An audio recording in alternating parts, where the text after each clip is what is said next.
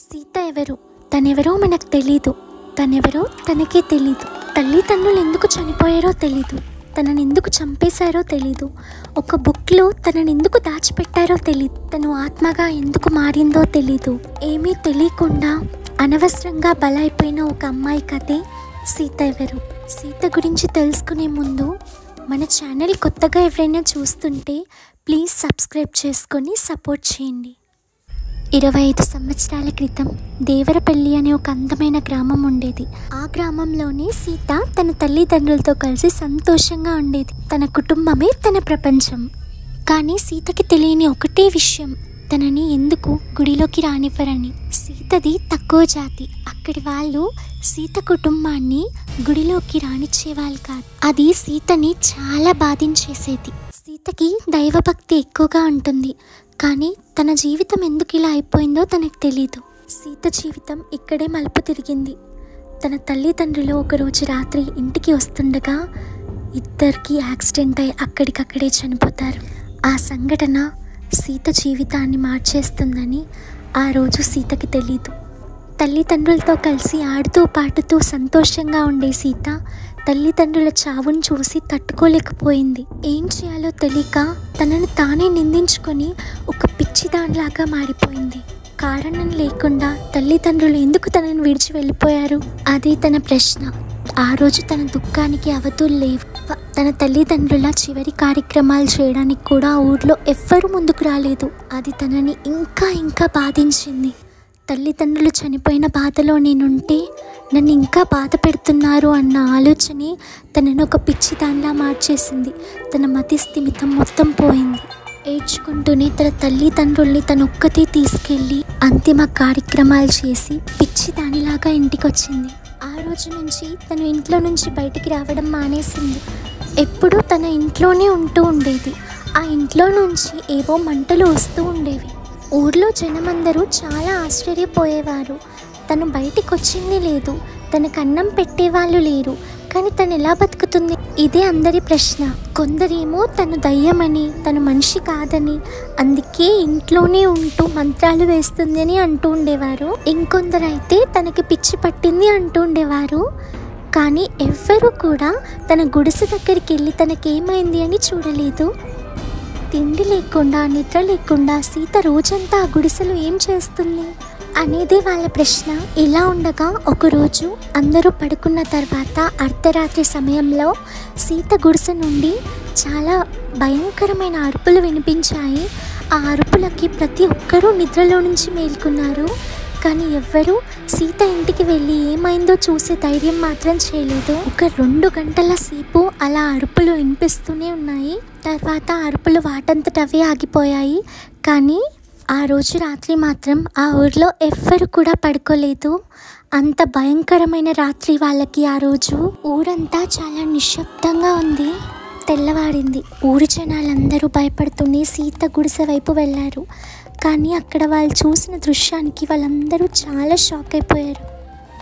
సీత గుడిసెలో వస్తువులు ఏవీ లేవు. అక్కడ ఉంది ఒకే ఒక పుస్తకం. ఆ పుస్తకం మీద సీత అని రాసింది. ఆ ఇంట్లో సీత కూడా లేదు. ఎవరైనా ఆ పుస్తకాన్ని ముట్టుకుంటే ఆ పుస్తకం లోపలికి వెళ్ళిపోతారు, మీరు కూడా మాయమైపోతారు అని అక్కడున్న ఒక పెద్దాయన చెప్తే అందరూ భయపడి వెనక్కొచ్చేశారు.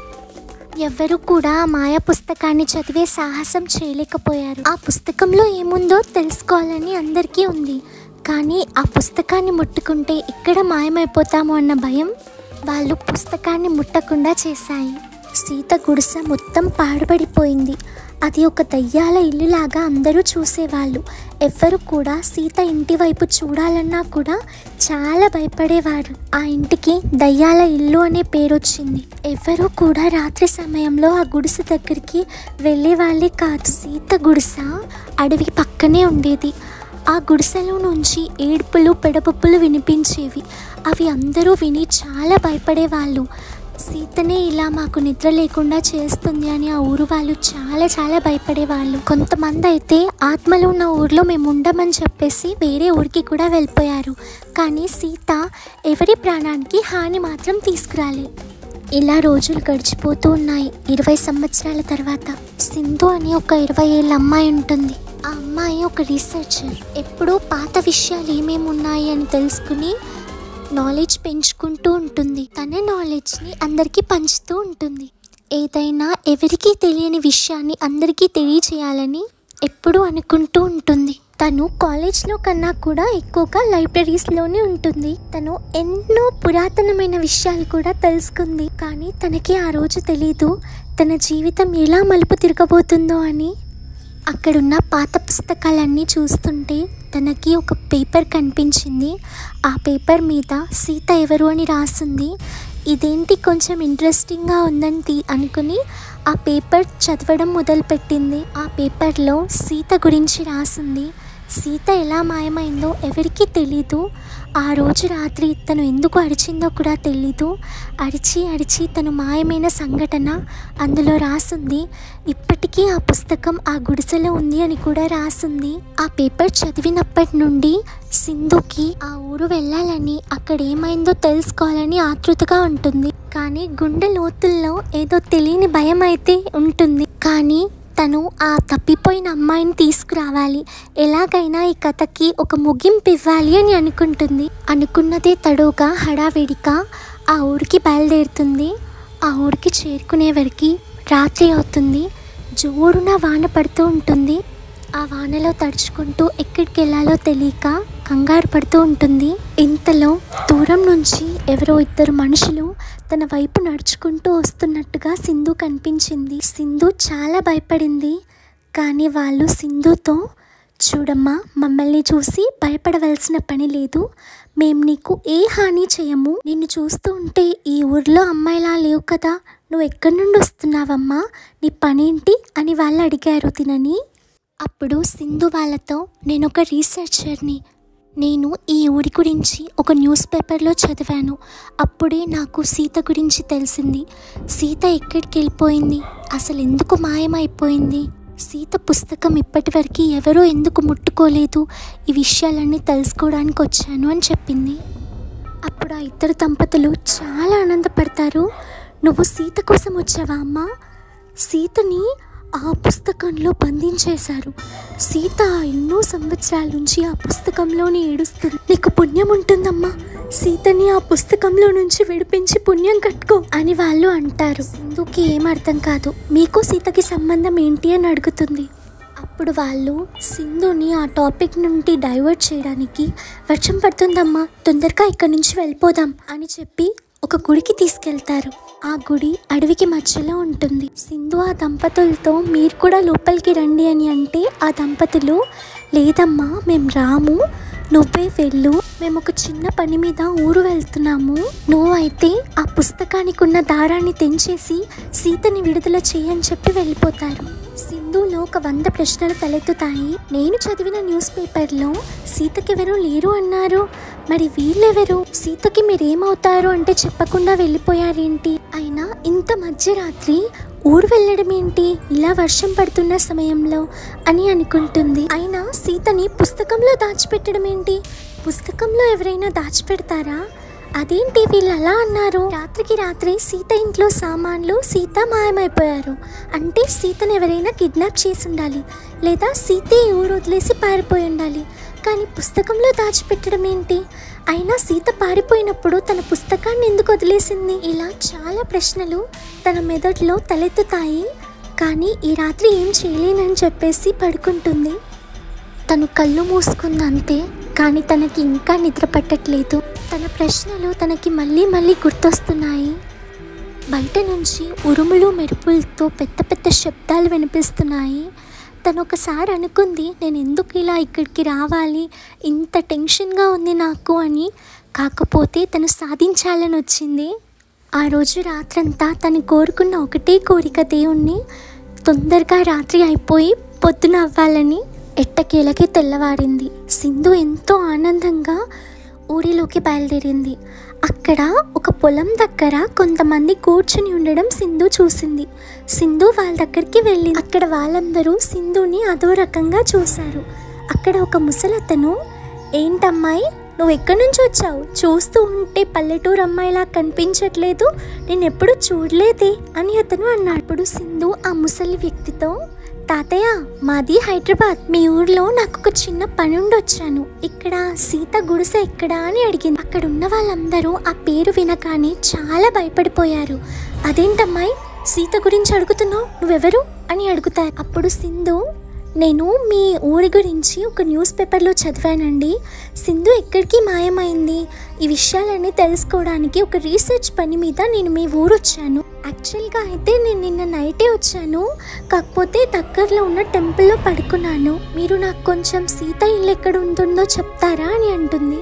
ఎవరమ్మా నిన్న ఆ గుడిలో పడుకో అని చెప్పింది, ఆ గుడిలోకి వెళ్ళడం నిషిద్ధం అని అంటారు. అప్పుడు ఆ అమ్మాయి, క్షమించండి తాతగారు, నాకు తెలీదు, ఇద్దరు భార్యాభర్తలు రాత్రి ఊరెళ్తున్నారంట, వాళ్ళు నన్ను చూసి నాతో మాట్లాడి ఈ గుడిలో పడుకో అని చెప్పి వాళ్ళు వెళ్ళిపోయారు అని చెప్తుంది. ఆ మాటలు విని అందరూ చాలా భయపడతారు. చూడమ్మా, మా ఊరిలో రాత్రి 7 దాటిన తర్వాత ఎవ్వరూ అసలు బయటికే రారు, అలాంటిది నువ్వు మధ్యరాత్రి కనిపించారు అని చెప్తున్నావేంటి అని అంటారు. అప్పుడు సింధు, లేదండి నిజంగానే ఇద్దరు భార్యాభర్తలు ఎక్కడికో ఊరెళ్తున్నారంట, వాళ్ళు నన్ను ఇక్కడ ఉండమని చెప్పారు అని చెప్తా. అయితే ఆ కనిపించిన ఇద్దరు సీత వాళ్ళ అమ్మా నాన్ననా అని చెప్పేసి ఆ ముసలి వ్యక్తి భయపడుతూ అంటాడు. అది విని సింధు చాలా భయపడుతుంది. అదేంటండి సీత వాళ్ళ అమ్మా నాన్న ఎప్పుడో చనిపోయారు కదా, వాళ్ళు అని అంటున్నారేంటి అని ఎంతో ఆతృతగా భయంగా అడుగుతుంది. అప్పుడు ఆ ముసలి వ్యక్తి, సీత వాళ్ళ అమ్మా నాన్న మా ఊర్లోనే తిరుగుతూ ఉంటారమ్మా, వాళ్ళే నీతో మాట్లాడారనుకుంటా, లేకపోతే ఒక్క విషయం ఆలోచించు, మా ఊరిలో రాత్రి అవ్వితే అందరూ గజగజ వణుకుతూ పడుకుంటారు, అలాంటిది ఇంత మధ్యరాత్రి ఒక ఊరు వెళ్ళే ప్రయత్నం ఎవరూ చేయరు అని చెప్తారు. సింధుకు ఒక క్షణం ఏమీ అర్థం కాదు. అదేంటి చనిపోయిన వాళ్ళు వచ్చి మాట్లాడటం ఏంటి అని తనకి చాలా భయం వేస్తుంది. అప్పుడు తను ఆ ముసలి వ్యక్తితో, తాతయ్య గారు నాకు సీత వాళ్ళ ఇల్లు చూపిస్తారా అని అడుగుతుంది. అప్పుడు ఆ ముసలి వ్యక్తి సింధుతో, చూడమ్మా నీకు సీత ఇల్లు చూపిస్తాను, కానీ దానివల్ల మా ఊరికి ఎలాంటి ప్రాబ్లం జరగకూడదు అని చెప్తాడు.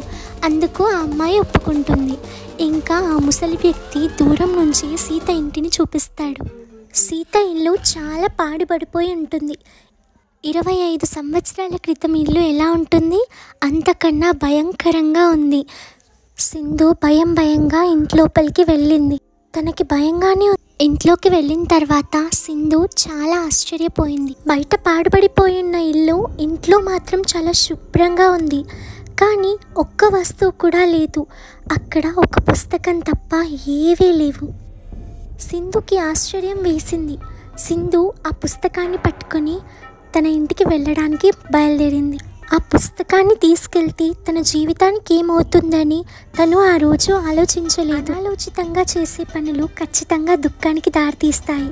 సింధు విషయంలో కూడా అదే జరిగింది. ఆ పుస్తకాన్ని తీసుకెళ్ళి ప్రయోగాలు చేసి నిజాలు నిరూపించాలనుకుంది, కానీ తనకి తెలియని నిజాలు తనే తెలుసుకుంది. సింధు ఆ పుస్తకాన్ని తీసుకెళ్లిన క్షణం నుండి తనకి అంతా చెడు జరుగుతూనే ఉంది. తన పేరుకే ఆ పుస్తకాన్ని తీసుకొచ్చింది, కానీ దాన్ని చదివే అవకాశం తనకి లేకుండా పోయింది. ఆ పుస్తకాన్ని తీసుకొచ్చిన రోజు తన పెంపుడు కుక్క రక్తం కక్కుకొని మరీ చనిపోయింది. ఎంతో ప్రేమగా పెంచుకున్న కుక్క అలా ఎలా చనిపోయిందో తెలియక తను చాలా బాధపడింది. అది జరిగిన నెక్స్ట్ డేనే తనకెంతో ఇష్టమైన తన ఫ్రెండ్ చనిపోయింది. ఆ పుస్తకం తీసుకొచ్చిన 2 రోజులకి ఇంత దారుణం జరిగిపోయిందని తను డిప్రెషన్లోకి వెళ్ళిపోయింది. అప్పుడు తనకి ఆ ముసలి వ్యక్తి చెప్పిన మాటలు గుర్తుకొచ్చాయి. వెంటనే తను ఆ పుస్తకాన్ని చదవాలని నిశ్చయించుకుంది. వెంటనే ఆ పుస్తకాన్ని తీసి చదవడం మొదలుపెట్టింది. తను ఆ పుస్తకాన్ని తీయగానే కరెంట్ పోతుంది. అయినా భయంగా ఆ సీత ఎవరు పుస్తకాన్ని చదవడం మొదలు పెడుతుంది. ఆ పుస్తకంలో ఇలా రాసి ఉంటుంది, నా పేరు సీత, మాది చాలా తక్కువ జాతి, అయినా నా తల్లిదండ్రులు చిన్నప్పటి నుండి నన్ను చాలా అపురూపంగా పెంచారు. కానీ నాకు తెలియని ఒకే ఒక ప్రశ్న, మా కుటుంబాన్ని ఈ ఊరంతా ఎందుకు వెలివేస్తున్నారు అని. తక్కువ జాతి అయితే మేము మనుషులం కాదా అనే ప్రశ్న నన్ను ఎప్పుడూ వేధిస్తూ ఉంటుంది. ఎవరెలా ఉన్నా నన్ను నా తల్లిదండ్రులు చాలా బాగా చూసుకునేవారు. మాది ఒక అందమైన కుటుంబం, చిన్న కుటుంబం. నాకు దైవభక్తి ఎక్కువ, కాకపోతే మమ్మల్ని గుడిలోకి రానిచ్చేవాళ్ళు కాదు. కానీ నాకు దేవుణ్ణి చూడాలనిపించేది. ఇదిలా ఉండగా మా జీవితంలోకి ఒక మలుపు వచ్చింది. ఒకరోజు రాత్రి నా తల్లిదండ్రులు పొలం పనులు ముగించుకొని ఇంటికి వస్తుండగా వాళ్ళకి ఏదో సంఘటన జరిగింది. వాళ్ళు ఏవో సంచులు పట్టుకొని భయంగా ఇంటి పక్కన అడవిలో ఏదో పాతి పెట్టడం నేను చూశాను. వాళ్ళని నేను అడిగాను, ఏమైందమ్మా, ఏం చేస్తున్నారు అక్కడ అంటే, మా అమ్మ నాకు చెప్పకుండా ఏదో దాచింది, ఏదో దాస్తుంది అని నాకు అనిపించింది. కానీ తనని నేను ఆ రోజు ఒత్తిడి చేయలేదు. తర్వాతి రోజే నా పుట్టినరోజు. డబ్బులున్నా లేకపోయినా నా తల్లిదండ్రులు నా పుట్టినరోజుని చాలా ఘనంగా జరిపేవాళ్ళు. అయితే ఆ రోజు పొద్దున్నుండి మా అమ్మ నాన్న చాలా దిగాలుగా ఉండడం నాకు అర్థమైంది. ఈరోజు నా పుట్టినరోజు, నీకు గుర్తుందా అని అడిగాను. మా అమ్మ దగ్గర నుంచి సమాధానం లేదు. తను ఏదో తీవ్రంగా ఆలోచిస్తున్నట్టు. తను వెంటనే తేరుకొని, నీ పుట్టినరోజుని నేలెలా మర్చిపోతానమ్మా, ఈరోజు రాత్రి నీకు నచ్చిన వంటకాన్ని నేను వండి నీకోసం పెడతాను అని చెప్పింది. మా పుట్టినరోజు ఒక విషాదంగా మారుతుందని నేను ఆ రోజు అనుకోలేదు. దుర్వార్త తెలిసింది. నా తల్లిదండ్రులు మార్గ మధ్యలో వస్తుంటే వాళ్ళకి యాక్సిడెంట్ అయి చనిపోయారని. ఇది చూస్తున్న సింధు చాలా భయపడుతూ ఉంటుంది. ఇంతలో ఫోన్ రింగ్ అవుతూ ఉంటుంది. చూస్తే వాళ్ళ అమ్మగారు కాల్ చేస్తున్నారు.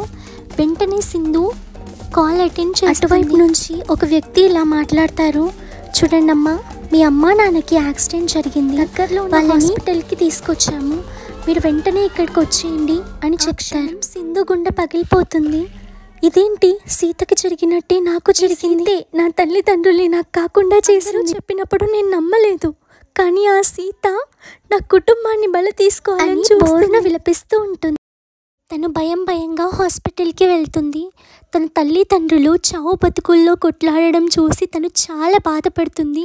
ఆ సీత పుస్తకాన్ని తీసుకొచ్చి సీత ఆత్మని బయటికి వదిలి, నేను నా తల్లిదండ్రుల్ని కోల్పోయాను. కోపంగా సీత తల్లిదండ్రుల్ని కలవడానికి, వాళ్ళ ఆత్మలతో మాట్లాడడానికి అప్పటిదప్పుడు తను దేవరపల్లికి ప్రయాణం మొదలుపెట్టింది. సింధు ఆ అడవి మధ్యలో కూర్చుని బోరున విలిపిస్తూ ఉంది. మీరు నా జీవితాన్ని నాశనం చేశారు. మీ కూతురు నా తల్లిదండ్రుల్ని చంపడానికి ప్రయత్నించింది.